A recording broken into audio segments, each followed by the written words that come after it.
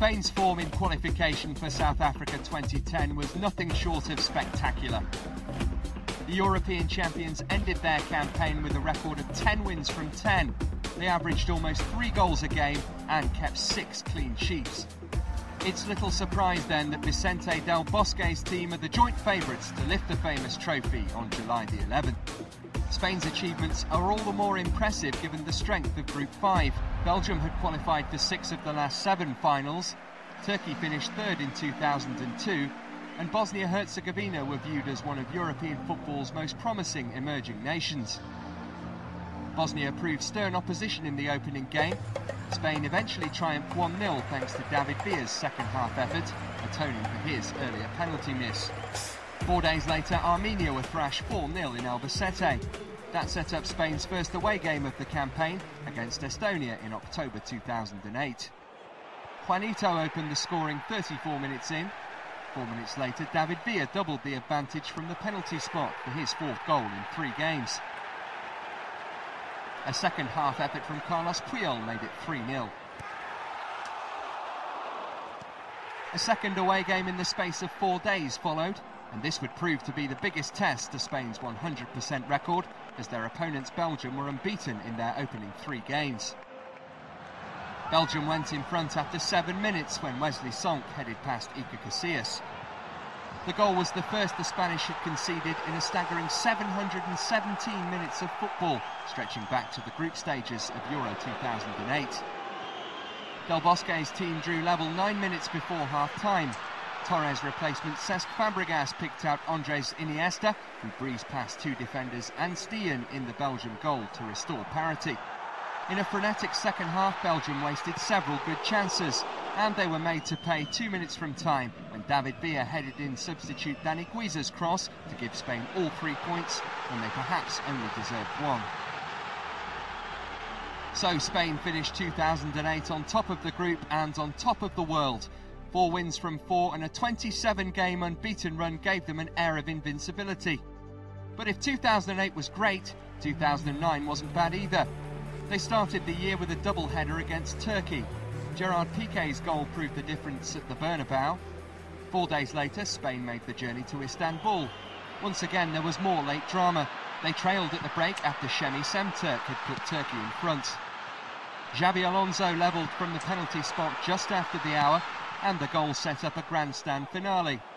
Albert Riera eventually plundered the winner in the 2nd minute of stoppage time. That win gave Spain a 6-point lead over second-place Bosnia-Herzegovina. It also extended the unbeaten run to 31 matches, equalling the national side's all-time record. A staggering 29 of those games had ended in victory. Winning the group now seemed inevitable, and a 5-0 mauling of Belgium moved Del Bosque's team a step closer to achieving that. After Bosnia and Turkey drew their game, Spain's 3-0 win against Estonia ensured La Roja's place in South Africa. Much credit was given to their fearsome front line, but at the back, Spain had conceded just 3 times in 8 games. 2 away games and 6 more points concluded the campaign. In the penultimate fixture, Spain claimed a 2-1 win on a rain-soaked night in Armenia, thanks to Fabregas's opener and a Juan Mata penalty. In many ways, the final game of the campaign was Spain's most impressive. They scored 5 times against the Bosnia side who had proved their closest challengers. Goals from Piqué, Silva, 2 from Negredo and Mata's effort sealed a 5-star performance from Del Bosque's side. The ease with which Spain made their way through qualifying has ignited hope that 2010 could be the year they finally get their hands on the World Cup. With such strength in depth and match winners throughout the team, Spain will take some stopping in South Africa.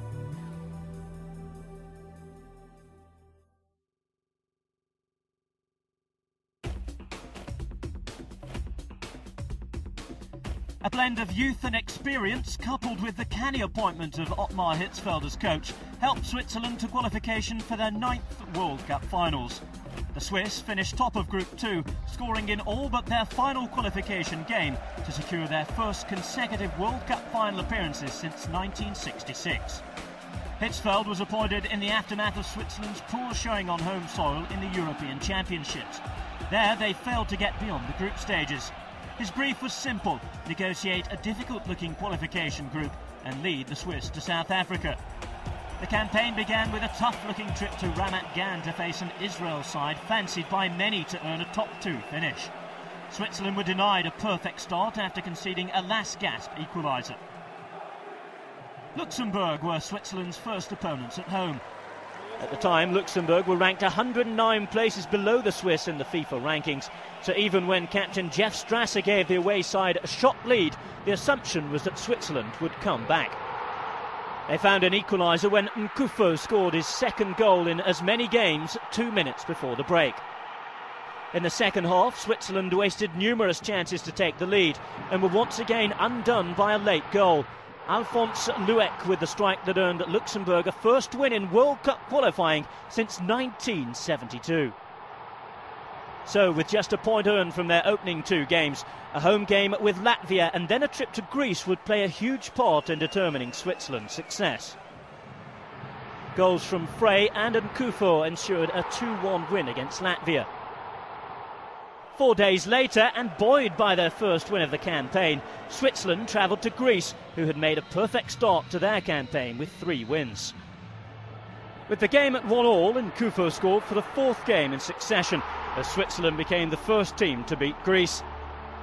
And with successive 2-0 wins against Moldova, Switzerland were now joint leaders of the group alongside the Greeks. The meeting of the top 2 in September 2009 saw Switzerland claim the outright lead in the group. Hitzfeld's side registered their 3rd successive 2-0 win, though they left it very late.